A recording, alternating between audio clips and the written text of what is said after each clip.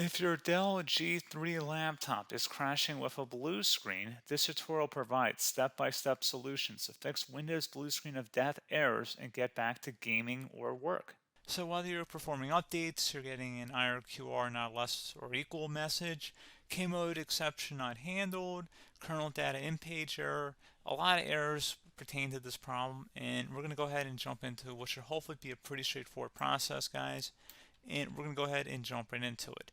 So first thing I'd recommend doing would be to actually go ahead and boot to the troubleshooting utility on Windows 11.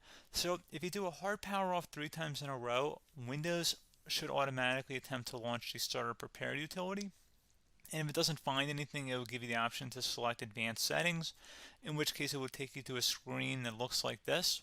Now, if it does not take you to a screen that looks like this, or you're unable to get to that, you can also download the Windows 10 Media Creation Utility, or Windows 11. They probably will make a creation utility for Windows 11 at some point. And it doesn't really matter, you can actually run the Windows 10 utility on Windows 11 as far as I'm aware. And you should be able to run the troubleshooting utilities built in within it. So you just would go ahead and download it to an ISO file and then burn it to a DVD or USB. It'd have to be about 4 gigabytes or more. It couldn't be a small USB flash drive, and it couldn't be a CD. It'd have to be a DVD. And then you'd boot your computer from it. So depending on the computer manufacturer, you'd have to tap a different key on your keyboard in order to launch that menu, in order to select what boot drive you want to go off of. So it could be anything between the escape key, F2, F8, F12, for example, and those are the function keys on the top of your keyboard. So you may have to just do a little bit of trial and error. Shouldn't take you more than a couple minutes. Googling it would probably be best before you even begin.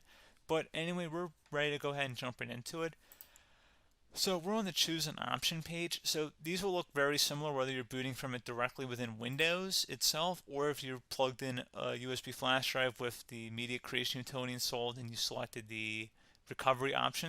So when you are setting up your Windows 11 installation or Windows 10, depending on the drive you're using, there should be an option to repair your computer in the bottom left corner of the dialog window, one of the first screens that comes up.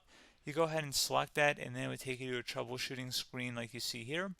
And you want to go ahead and select troubleshoot, reset your PC, or see advanced options. And then there are going to be a whole bunch of options in here that we're going to explore in today's video. The first one, we're going to actually go underneath advanced options and then select startup prepare, fix problems that keep Windows from loading. So go ahead and select that first.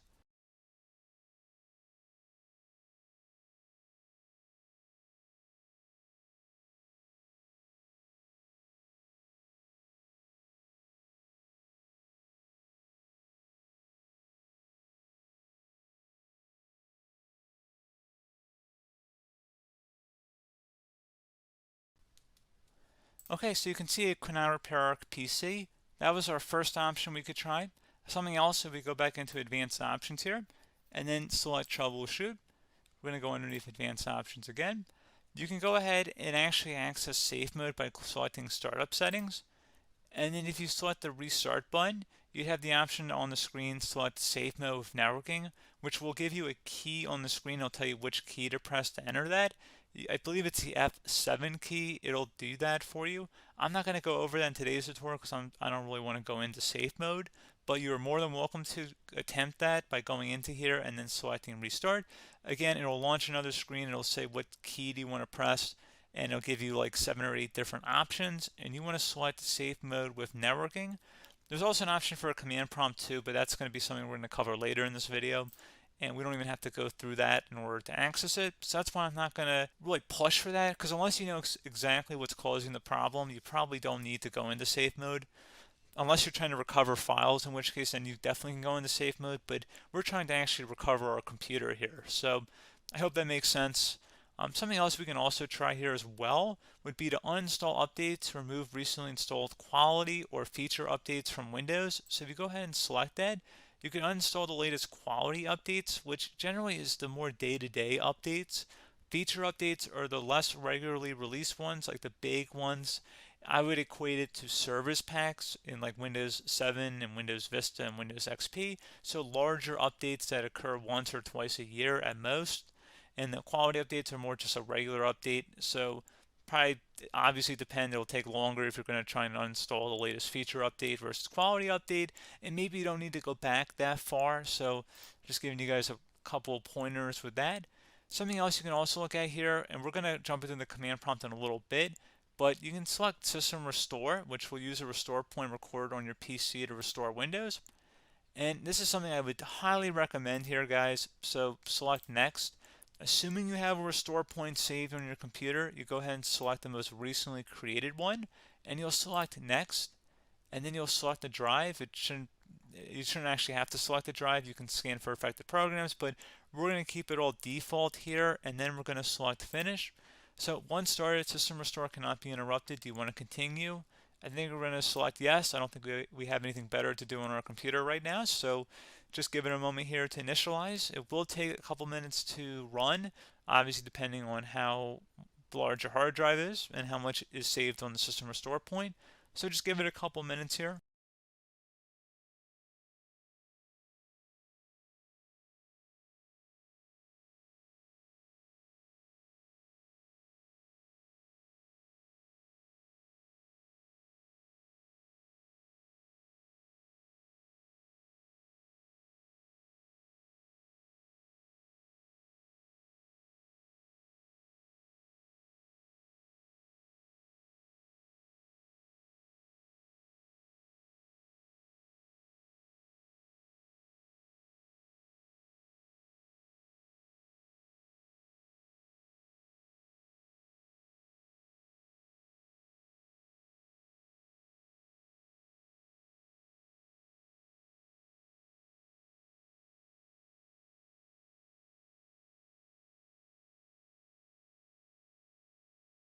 Okay, so you can see System Restore completed successfully. The system has been restored. Your documents have not been affected. Click the Restart button to restart your computer. Go ahead and select Restart.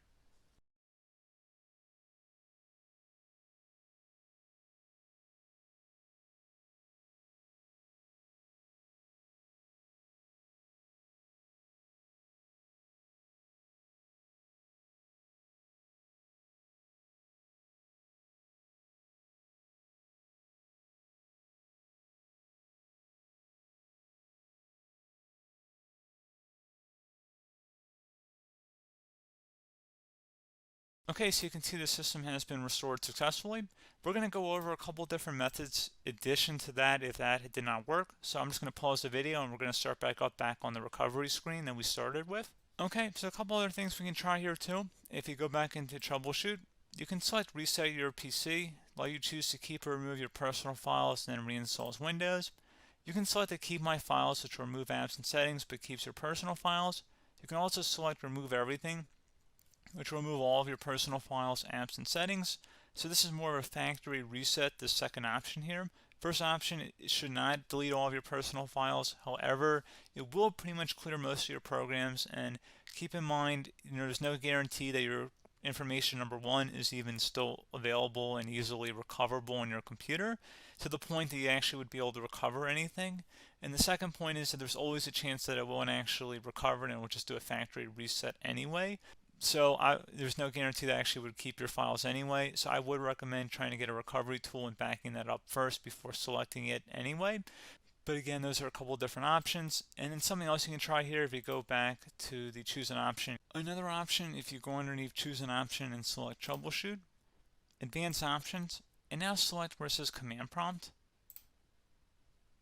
Okay, so the first thing we should do is type our main hard drive here. In most cases, it should be the C drive. So you just do a C colon and then hit enter on your keyboard. So once you're underneath the C drive, we're going to type in dir and then hit enter on your keyboard. It should have program files, users, and Windows all in there. That's how you know you're in the right directory.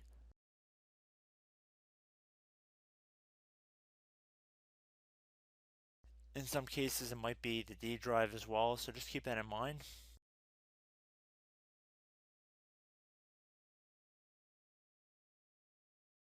Next thing we're going to do is type in cd space /Windows /system32 /config, and then you're going to hit enter on your keyboard.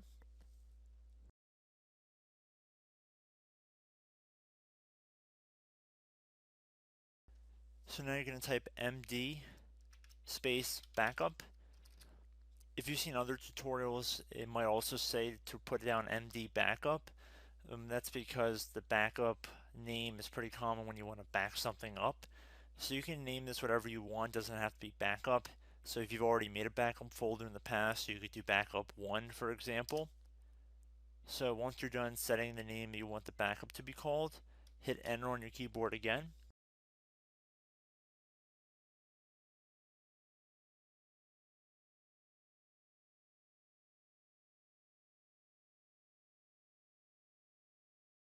At this point you want to type copy, C-O-P-Y, space, then you want to do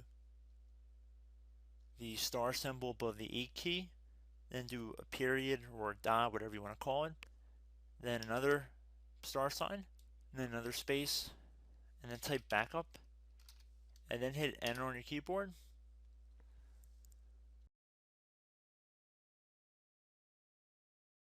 Now you want to type CD reg back, REGBACK, and then hit enter on your keyboard. So now that we are under the reg back, so now you want to type DIR again, and then hit enter.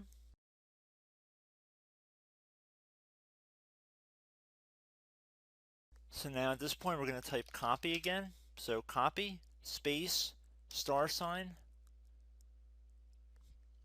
dot, another star sign, space, and then 2 dots. So we're going to type copy, space, star sign, dot, sign, star sign,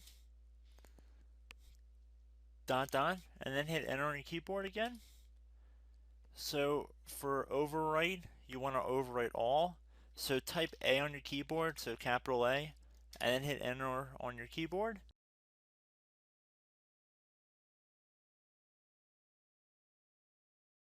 So at this point you should be good to go. You can close out of the command prompt window, and if you accidentally continue to Windows 10 you should be all set. So I hope one of these 3 or 4 different methods we went through in this tutorial helped you guys out. Again, I'm not sure if you guys heard me earlier, but try to go back into your safe mode if possible and uninstall any programs you know might be conflicting with the Windows startup if you can get into safe mode. So just keep that in mind. Something very simple like that could be blocking up everything. So again, I hope this tutorial helped you guys out, and I will catch you in the next tutorial. Goodbye.